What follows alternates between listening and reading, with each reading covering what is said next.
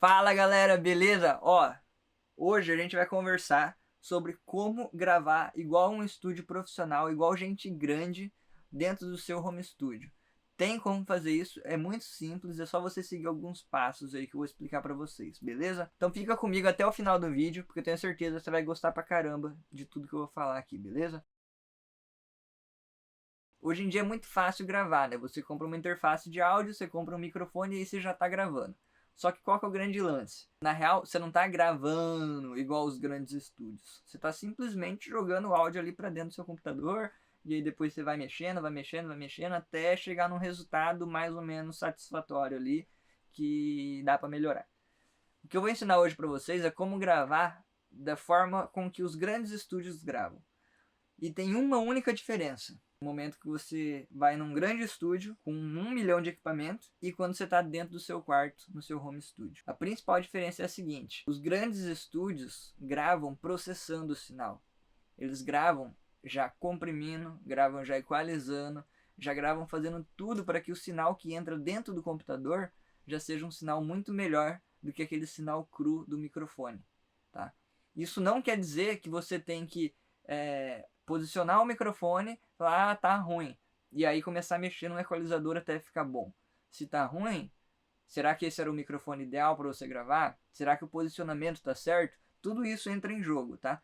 Mas depois que você sabe que você está com a melhor opção de microfone ali, melhor posicionamento possível, aí você pode começar a pensar na equalização, na compressão, no momento da gravação. Fora eles já gravarem comprimindo, equalizando e tudo mais, eles têm mais uma vantagem que é muito importante nesse momento da gravação, que é o que? Uma sala separada. Né? Muitas vezes a gente está na mesma sala, né? A gente está no mesmo quarto e está gravando, então tem que ficar de fone e tudo mais, todo mundo. E nos grandes estúdios não, você tem duas salas, né? E aí, o que acontece? Uma sala você consegue estar escutando no seu monitor como tá chegando aquele som, consegue estar escutando realmente o som antes de estar gravando enquanto a pessoa está tocando. Isso é muito importante. Mas eu vou dar uma solução agora que vai fazer com que você já pense como os grandes estúdios, mesmo tendo uma sala só. E isso dá para você fazer em qualquer programa de gravação, tá? Existem duas formas para isso ser feito, eu vou explicar as duas formas.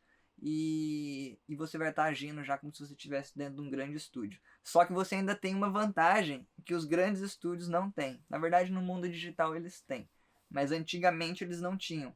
Que é o que? Se você for parar para pensar, a grande maioria dos plugins que você tem são simulações de equipamentos clássicos, certo?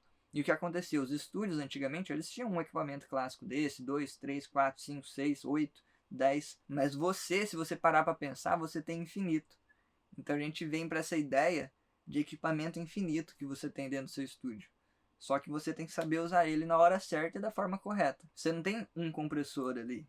Você tem 1 milhão de compressores igual aquele se você quiser usar no seu programa de gravação, entendeu? Então, como que você vai fazer? Faz de conta que você vai gravar um violão, tá? Você vai pegar, você vai posicionar o seu microfone no melhor posicionamento, o melhor microfone que você tiver para aquela situação. Você vai tirar aquele som que você está acostumado, certo? Depois que você fizer isso, você vai fazer o quê? Você vai lá no seu programa de gravação, escuta e seja sincero. Tenta perceber, pô, dá para me melhorar esse som com alguma coisa, seja com um equalizador ou com um compressor? Vamos focar nesses dois a princípio, tá? E muito provavelmente sim. E aí é a hora que você vai fazer o quê? Você abre um equalizador já. Logo depois que você gravou aquele violão ali, teste ali, faz um teste. Gravou o violão ali, abre esse equalizador e faz a equalização para chegar no melhor som possível naquele momento, certo? Depois que você tiver certeza ali daquela equalização, você tem duas formas. Você pode gravar já o seu violão normal, igual você gravaria antes, e depois colocar esse equalizador com essas configurações, dar um bounce nisso, né? Ou então, como alguns softwares de gravação falam, dar um freeze, né? Você joga aquele plugin para dentro do áudio, processa aquele áudio. Essa é uma opção. Ou então você já grava com esse equalizador. Como? Por exemplo, o Pro Tools, no Logic, eu acho que no Reaper também você consegue fazer esse tipo de coisa. Acho que na verdade qualquer sistema de gravação. Você abre um auxiliar. E esse auxiliar, a entrada desse auxiliar vai ser a entrada da sua interface. E a saída desse auxiliar vai ser um bus. E desse bus você envia para um canal novo de áudio. Então o que acontece? O seu canal de áudio vai ser o resultado do seu violão entrando no auxiliar, passando pelo equalizador e entrando naquele canal de áudio. Então você está recriando um sinal que você estaria fazendo num grande estúdio. Você estaria levando o som do microfone para dentro de um pré-amplificador da mesa, por exemplo. Dali você vai passar por um equalizador, vai equalizar, e aí vai para o software de gravação. Então é isso que você vai estar fazendo no momento que você faz algo nesse sentido. Então você pode estar equalizando, você pode estar comprimindo. E qual que é o resultado disso? Você já vai ter um som muito mais pronto. E você tendo um som muito mais pronto, vai ficar muito mais simples de mixar depois. E fora isso, o músico também toca melhor. Se a gente pensar numa situação de uma banda, pensa que você já faz isso com a bateria.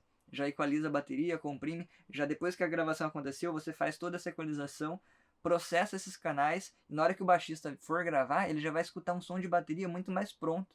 Entendeu? E ele vai acabar tocando melhor por conta disso. E aí você faz a mesma coisa com o baixo, faz a mesma coisa com o violão, com a guitarra, com os teclados, até chegar a voz. Então, assim, é uma técnica que é uma saída, né, para os home studios, mas só que funciona muito bem. E na hora que você for mixar, você vai me agradecer, porque, pô, na hora que você levantar o volume, as coisas já vão estar fazendo sentido. Não vai ser aquele som cru demais. Aí você pode me perguntar, pô, mas isso aí já não é igual tá mixando? Não. Por quê? Porque a gravação é como se fosse uma foto do momento ali, entendeu? Então, naquele momento, você vai tirar o melhor som. Você vai ver que na hora da mixagem, você ainda vai precisar fazer ajustes. Não é que tá pronto ali, só vou levantar o volume e acabou. Já tinha feito a minha mixagem antes. Não, você vai entender como funciona ali e aí você vai ver os elementos entre si, como que tá encaixando entre eles, entendeu? Porque o que acontece? Muitas vezes na hora que você tá gravando, você tá muito focado no som individual das coisas, e não tanto no geral. Na hora que você sobe isso para mix, às vezes você percebe que, pô, ainda podia ter um pouco mais de agudo naquela caixa, podia ter mais grave no surdo e por aí vai.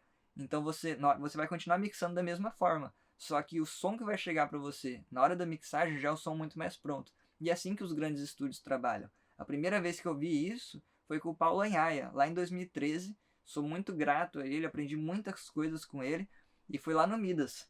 Né? Foi lá no Midas, no estúdio do Rick Bonadil. E no momento que ele gravou a banda, pô, ele já tava comprimindo pra caramba, tava equalizando, e o som que vinha era um som muito bom, entendeu? E aconteceu isso, a banda cada vez mais ia tocando melhor, porque, pô, tava escutando um sonzão, entendeu? Mesma coisa aconteceu com Ed Kramer, né? Então, quando eu fui pro Mix The Masters, pô, comprimindo 10 dB da voz, entendeu? Então, assim, na hora de mixar, o trabalho que você tem é diferente. Não é tanto de resolver problema porque estava sobrando uma frequência ou porque deveria ser mais agudo.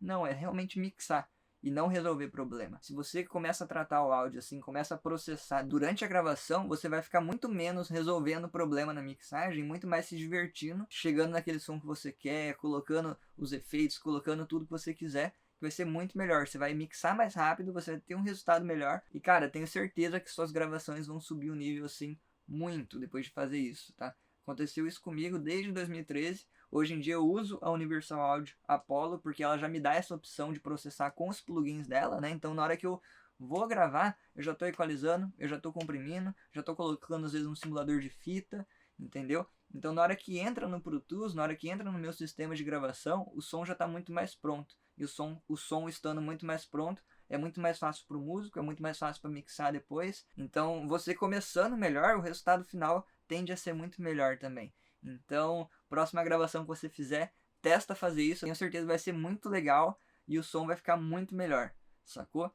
Então é isso, esse era o papo que eu queria ter com vocês hoje, porque é algo que, se você já começa a pensar nisso desde o começo do processo, tudo vai ficar muito mais fácil, tá? E você não vai sofrer na hora de mixar, tentando achar um som e tudo mais, porque você já vai estar com esse som já sendo construído desde o começo da gravação. Então, próxima gravação que você fizer, faz isso e me conta depois o que você achou. Se você já faz isso, me conta aqui nos comentários qual forma você faz, porque às vezes tem alguma outra forma também que eu não falei aqui, tá bom? Não esquece de se inscrever no canal, de dar aquele like, de ativar o sininho, toda aquela parada toda. Me segue lá no Instagram também, tá aparecendo em algum lugar da tela aí, porque eu sempre tô dando dicas lá e postando os bastidores das gravações, dos estúdios que eu tô, das viagens e tudo mais. Fechou? É isso aí, tamo junto, é nóis e valeu, galera! Opa, aqui o Bento. Dá oi pra galera ali. Fala, e aí, galera? E aí, galera do YouTube, vocês estão bem?